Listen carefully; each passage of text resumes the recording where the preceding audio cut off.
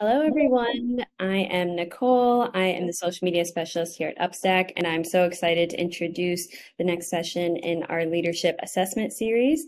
And this webinar is all about how to improve your onboarding process, because as we all know, onboarding is a very essential and key process in the beginning of bringing on new employees for your team, and is very critical in employee retention and employee satisfaction. So I'm very excited to introduce Diana, who's UpStack's community manager, and she'll be introducing the model that UpStack uses for our onboarding process. Nice to meet you, Diana. Take it away. Hi, Nicole. Thank you very much for having me here today. And I'm definitely very excited to discuss more about the model that we use at UpStack in our onboarding processes. So just a little bit about myself and why I am talking about this topic.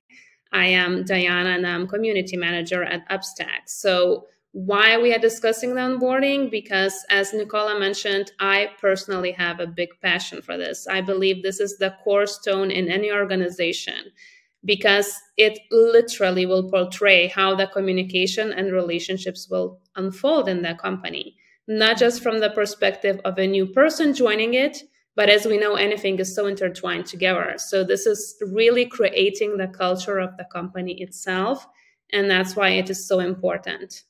And me and Daniel together, we really work a lot to ensure that our community is thriving, which means that we really need to focus a lot on the onboarding side too. And at the same time, I think this is something that can be constantly improved. We worked on many different models, on many different tips. So this is why it's really exciting to be here today to share what we believe and saw what have worked for us and what haven't. So thank you, Nicole. Yeah, excited. So today I'm going to be speaking about the model that we use at UpStack. So if Nicole, you will allow me, I will just start discussing it a little bit more, getting more into each piece of it, and shortly describing how we use it at UpStack. I want to do this so that the learners can get a little bit more input how they can use that information for their own improvement. Because, I mean, we all know that we can learn a lot from different variations in different companies and what things they use. Now, this is a perfect model? We are not sure because, as I said, we are constantly improving. But once we integrated this into the UpStack communication and onboarding process and the overall discussion with our new people that we hire, we noticed that the flow really changed. Now, what do I mean by flow? By flow, I mean that we are consuming less time in general for the onboarding process. So that helps the productivity. And it also helps a lot in creating a more joyful environment and more connection with the new person who is joining the company. And at the same time, it provides so much more clarity. And I don't know about you, but I'm all about nurturing this versus creating misunderstandings in the company, which is really essential part. And let's be real, it's not that easy to do sometimes. So here we go. This is the 4 C's for the onboarding model. Very easy to remember. And it was created by the SHRM Foundation by Dr. Talia Bauer. So it encompasses 4 essential pieces that can provide really lots of success in the onboarding process. These pieces are, of course, not going after each other. They're kind of like a little web integration, working with each other. And if we forget one, well, we can have a little chaos happening. So we need to ensure to come back to each of them and check it over and over again. This is the consistent work. So what thing I really want to say is that onboarding process is not going to be perfect right from the start. You're not going to do it once and it's going to be really amazing and you don't need to do the work. It's something that you're going to need to be rechecking over and over again, to be honest. So let's start with the first piece, which is compliance.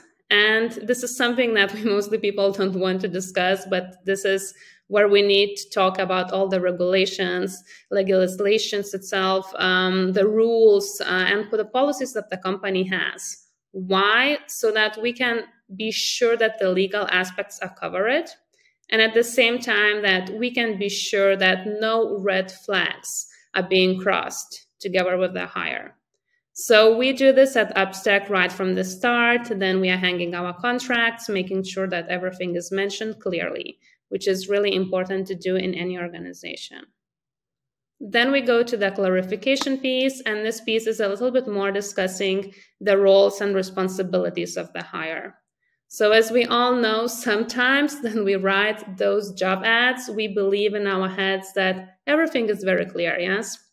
But then we talk with the hire, even though he understood it from the first time, it really doesn't mean that we don't need to repeat it again. Actually, clarity comes from repetition. So that means that we need to discuss the role or responsibilities over and over again till it becomes really clear. Definitely not once and definitely not twice. And we do it consistently at UpStack, making sure that during our interviews, we discuss with the hire if he or she is understanding it correctly and what success really means for the person and what success means for us so that we can match it all together. Now then we discuss the culture aspect. I think we are all quite familiar with that part. I think all of you have heard that the company has its own culture. So each company works in different aspects based on the core values they have and on the beliefs they have. And that's the same with people. So the question here is more, are we a match? Then we are going to start working together. And here is the essential also part that I need to mention, the big SOS, that many people believe that onboarding process starts when we already hired a person. Then he is in our company or she is in our company, yes? But actually, the onboarding process starts even before that. The onboarding process starts during those first interviews that we are having. So this is how we start the cultural fit. Then we speak with the candidates. We check if they are a cultural fit based on how they're behaving, literally asking them questions, what environment you work in, what ways in general you're working. And then we are discussing also how we do that at UpStack, yes? And then from there, we see if we are a fit or not. And there is certainly no wrong or right answer here because we know that UpStack is not the fit for everyone. And we know that not everyone is a fit for UpStack. But we could definitely need to be very honest about that in any organization.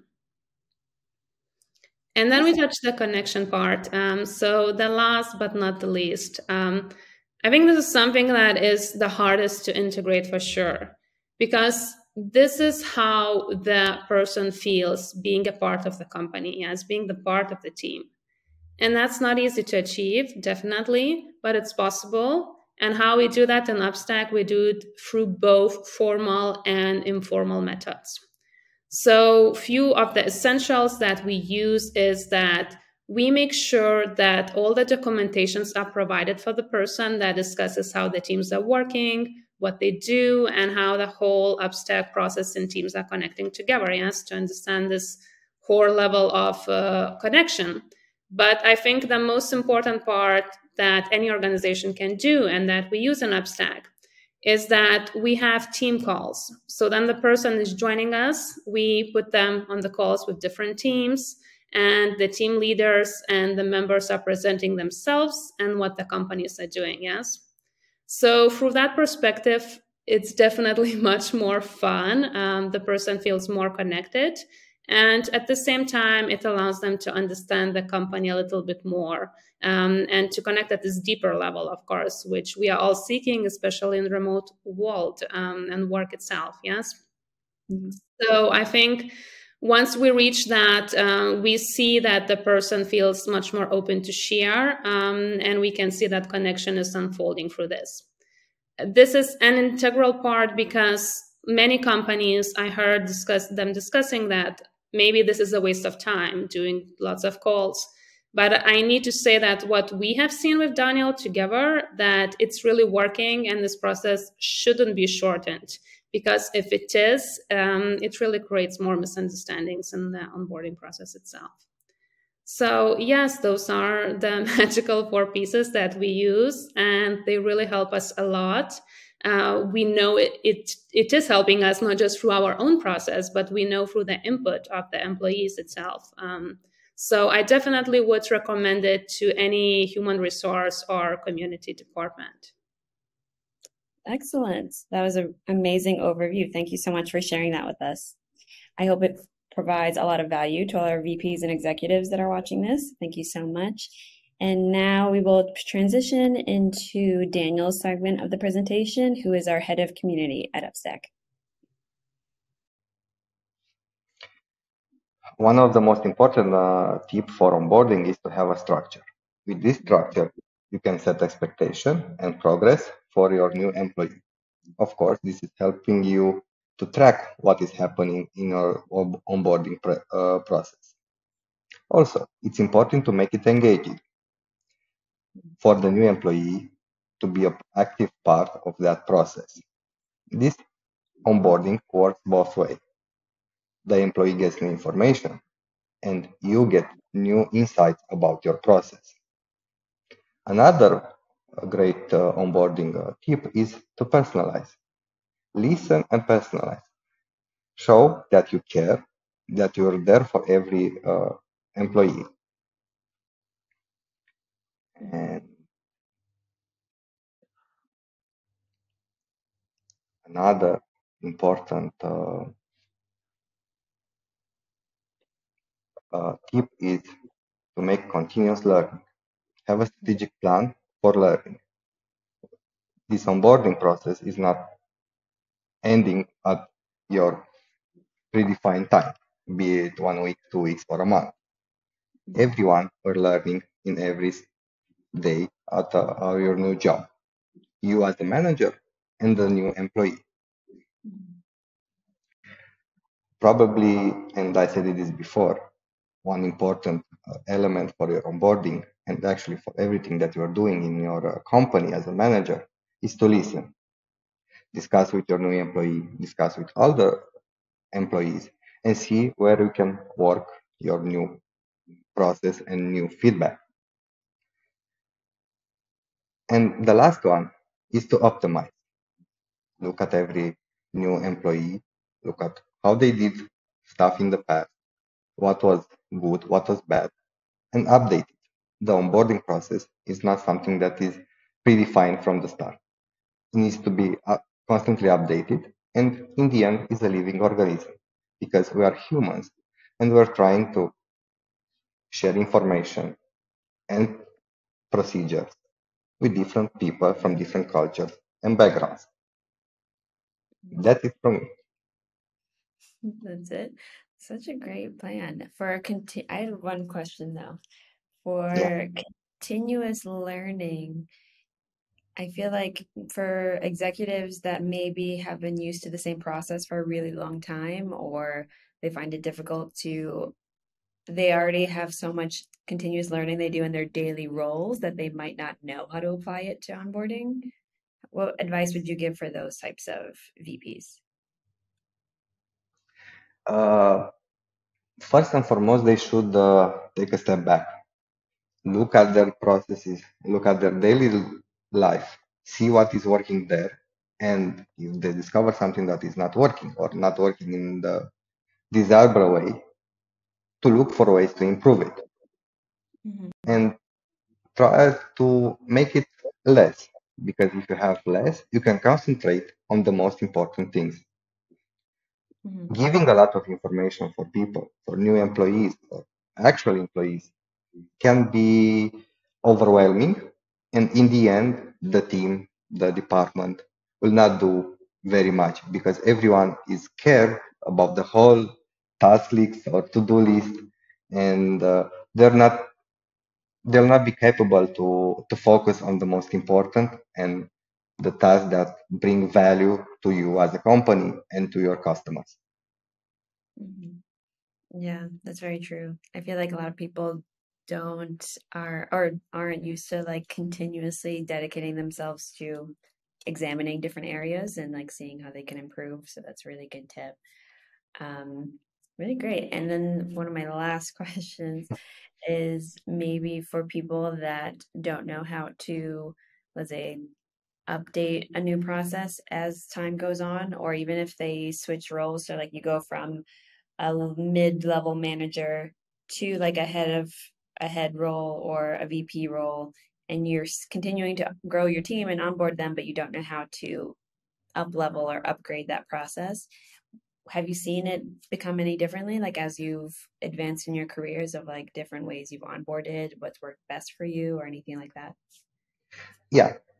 In Usually in an ideal place, you're going to have a lot of time and a lot of ways to do stuff. And probably most of us are used to have some kind of structure already done in the company. But when working in tech, and especially in startups or in mid-level companies that are growing fast, you don't have time to make it perfect.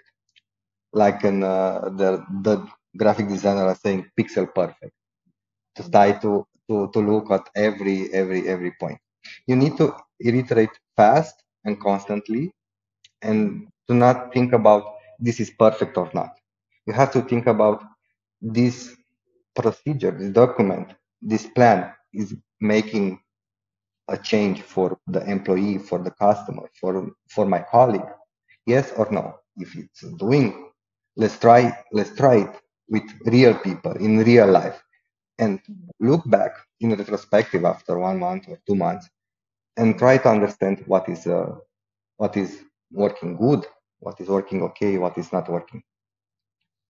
Okay, so as long as you're aware of how you're making positive changes, that's like the trend you should follow. Yes, yes.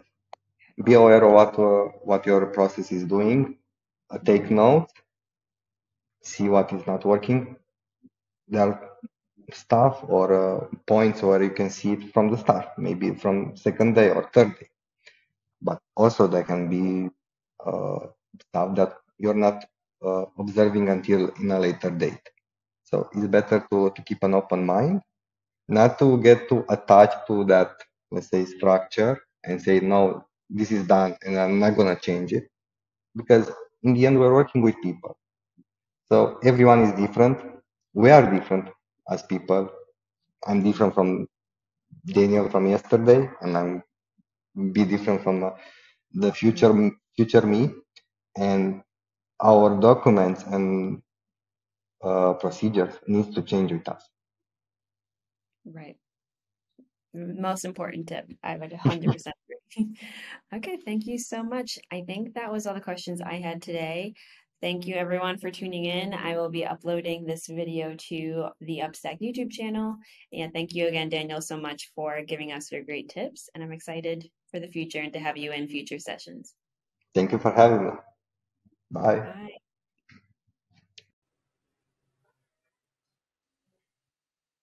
And now we're on to the questions portion of our webinar. We're so excited. And I hope you guys don't mind, but I thought of a few different questions that maybe other executives might have thought of when looking at your presentation, and just some general ones that I think I've always been curious about. So I would love to hear your perspectives. So the first one I have is, how long should the onboarding process typically last? Because I've seen it vary from company to company, both from like really intense months-long processes to like short 1 to 2 week processes, or some who don't even have any at all, like it's a day or two. So what would you say is like the ideal length of time for onboarding? Sure, I totally agree. It's very different from the company. And the answer is, of course, it depends. It depends on the job profile. It depends on the job description. It even depends on the company type. But at the same time, there are some guidelines that we can follow there. For example, in UpStack, our onboarding process is around 1 month. Now, then we are saying this, we mean our formal onboarding process, yes? So the informal onboarding process actually is lasting much more, around 2 or 3 months. Now, why?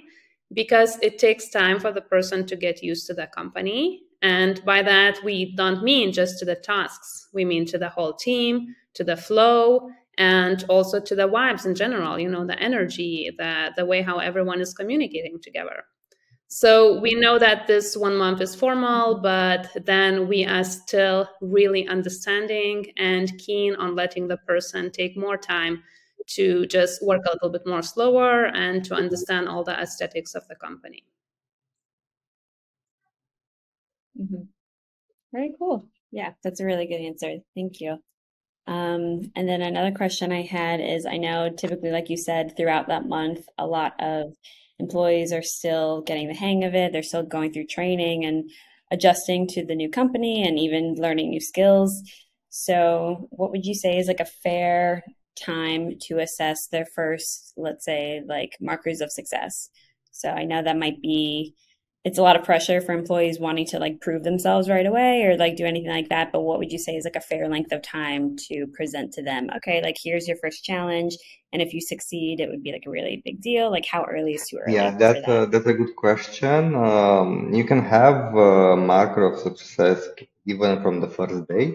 For example, creating an account on the company portal or databases, but you should check with your onboarding process, and in your onboarding process, you should have different types of success metrics and moments and ways to celebrate it. Can be share in a general channel on internal communication saying, okay, this new hire did great on the first day, but also you can have a one-on-one call explaining why he or she did great and how that success can impact the future development of in the company, on the role, and so on and so forth. Okay, very cool.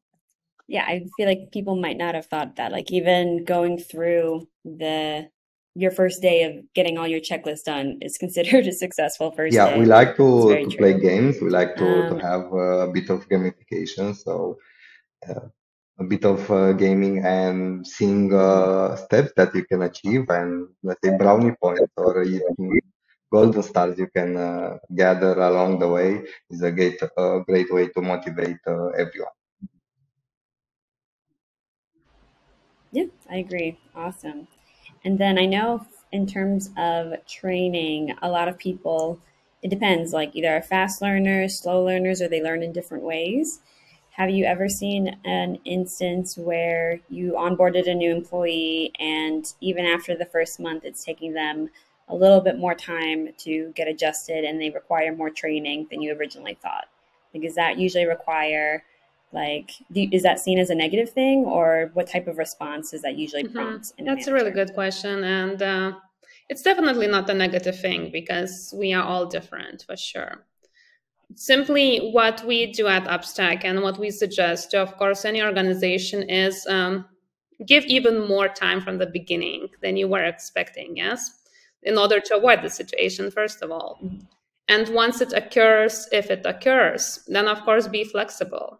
And I think the key here is, of course, communication, because we all know that sometimes people don't tell us that they require more time. So don't ask in the last minute, in a month basis. Ask, daily how the person is doing and simply communicate to see how they're navigating in order to understand what he or she needs and what support needs to be given in order for them maybe to do it at a faster pace or just at the pace that they generally need. And of course, on that sense, if the time is needed, we need to provide it. We need to find the best solutions for it and for the person himself or herself. Mhm. Yeah, that's really good advice. Always extra prepare with Exactly. more time. I agree.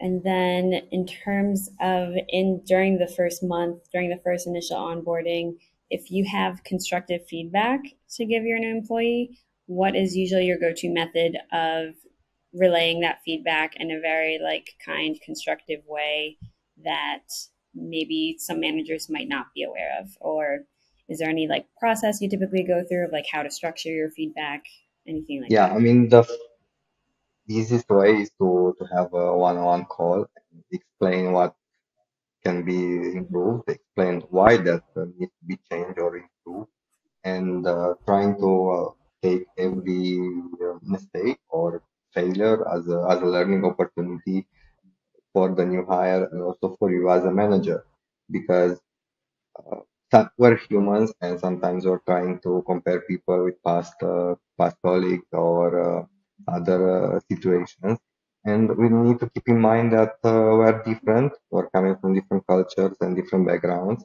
and something that for me or for you can be easable, understandable, and not a no-brainer. For others, can be a bit tricky to understand and to implement.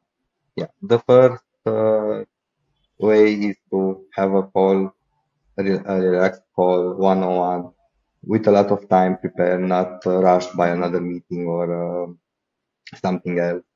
Try to be there, try to be understandable and humane as possible. Yeah, I agree. That's related to Roxana's session about how to have better one-on-one meetings. So I definitely agree that that's like one of the best opportunities to give someone feedback in a very supportive environment. Yeah, awesome. And then one of my last questions that I thought of was, I know at UpStack we have, it seems like countless resources of like where to get inspiration, where to figure out how to work through our Notion, where to help developers, where to work with our clients, like so many different resources. What is your typical go-to method of how to give those resources to a new employee that doesn't make them feel overwhelmed or like they're kind of having a huge pile on them because you want to ease them into the ecosystem that is a new company? So how would you best handle that? Definitely don't do this, that you give everything right from the start, just because often we perceive it as easy because we have been consuming this years and years. It's not how the new people are going to see that. So we need to give that information very gradually, of course. And this is exactly why we have lots of resources, so that we touch each piece. But it's not that we have every resource. We organize those resources. So we're organized even the way how it's going to be given to the onboarding person so they don't feel overwhelmed. This is why it is really essential to plan and to think, and of course, again, discuss it to see how they're doing within the process, because maybe it's not totally working for them, and then just adjusting based on that. Because onboarding process is like this dance of being both fluid and having checklists and just navigating between both of them and improving in the longer run all the time. I agree. Awesome. Thank you so much. That wraps up all the questions I had, but thank you again to both of you so much for having today's session. This was super valuable, and I hope that everyone gets value that watches this. And thank you again. And for anyone who's watching, you could see any content by Diana and Daniel in the future on the UpStack YouTube channel. So stay tuned for more content by them. And thank you guys so much. Thank you for having us. Have a great rest of your day. Thank you.